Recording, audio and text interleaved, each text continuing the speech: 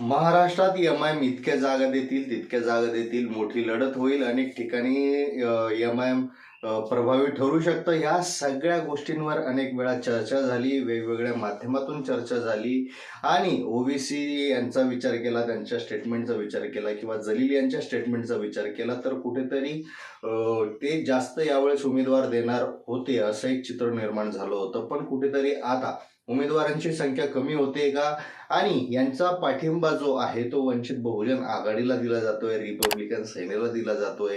अनेक ठिकाणी आता परभणीचा विचार केला तर अशी बातमी म्हणजे बोललं जातं की तिथून जे उभे आहेत वंचितचे कार्यकर्ते, म्हणजे अगोदर ते वंचितचे नव्हते, नंतर वंचितमध्ये आले, पंजाबराव डक, त्यांना हे अगोदरपासून पाठिंबा एम-आय-एमनं देण्याचं ठरवलं होतं असंही बोललं जातं. आता एकंदरीत समीकरण जर पाहिलं तर हे म्हणताय की मतांचं विभाजन होऊ नये म्हणून आपण या पाठिंबा देतोय.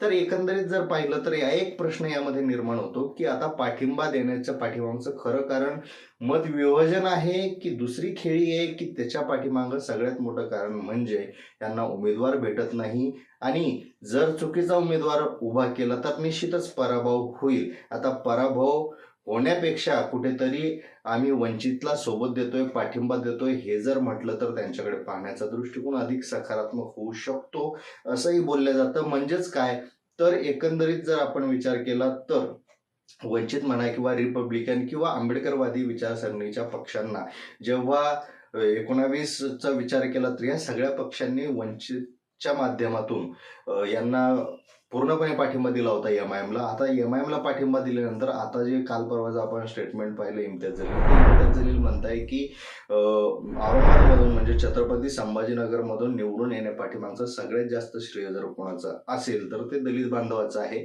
आणि हे जे उपकार आहेत ते आपण कधी विसरणार नाही. त्याची एक परतफेड म्हणा किंवा त्याची जाणीव ठेवून आपण अमरावती असेल, अकोला असेल इथं आंबेडकरांना पाठिंबा देण्याची भूमिका घ्यावी असंही ओबीसीनं ते म्हटले होते आणि ओबीसीनी ते मान्य केलं की अर्थातच या दोघांनाही म्हणजे आनंदराज आंबेडकर यांना अगोदरच पाठिंबा दिला होता, आता अकोल्यातूनही पाठिंबा दिला जातोय आणि इतर शहराचाही विचार केला तर कुठेतरी एम-आय-एम पाठिंबा देताना दिसतंय. पण आता एम-आय-एमचा खरं जर एम-आय-एमचे जे चाहते वर्ग आहेत किंवा त्यांचे जे समर्थक आहेत त्या समर्थकांचा जर विचार केला तर त्यांचं म्हणणं आहे की मतांची विभाजनी होऊ नये म्हणून हा अत्यंत समर्पक आणि महत्वाचा निर्णय एम-आय-एमने घेतला आहे. कारण एम-आय-एम जर उभी राहिली असती तर अर्थातच काही ना काही मतांचं विभाजन झालं असतं, मुस्लिम मतदारांचं विभाजन झालं असतं आणि त्याचा फटका हा विशेष करून वंचित बहुजन आघाडीला किंवा आघाडीला बसला असता आणि फायदा हा महायुतीला झाला असता. म्हणून ही जी भूमिका त्यांनी घेतलेली आहे ही भूमिका अतिशय रास्त आहे.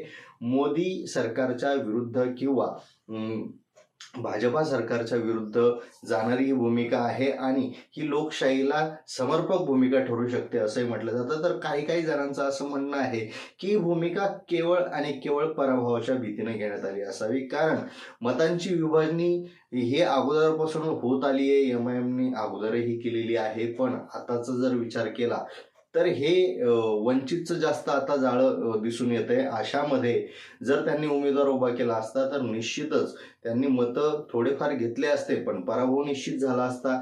कुठे काही जागांवर डिपॉझिट जप्त व्हायची वेळ आली असती. अशा परिस्थितीत स्वतःच्या पक्षाचं अस्तित्व, त्यावर निर्माण होणारे प्रश्न उपस्थित होण्याच्या अगोदरच जर पाठिंबा दिला तर अर्थातच नकारात्मक दृष्टिकोन सकारात्मक दृष्टिकोनात परिवर्तित होऊ शकतो आणि म्हणून त्यांनी पाठिंबा दिला असावा असंही बोलण्यात येतं. आता खरं काय खोटं काय पक्षश्रेष्ठींनाच माहिती आहे, पण याचा फायदा निश्चितच महाविकास आघाडीला म्हणा, एकंदरीत काँग्रेसला किंवा वंचितला होऊ शकतो.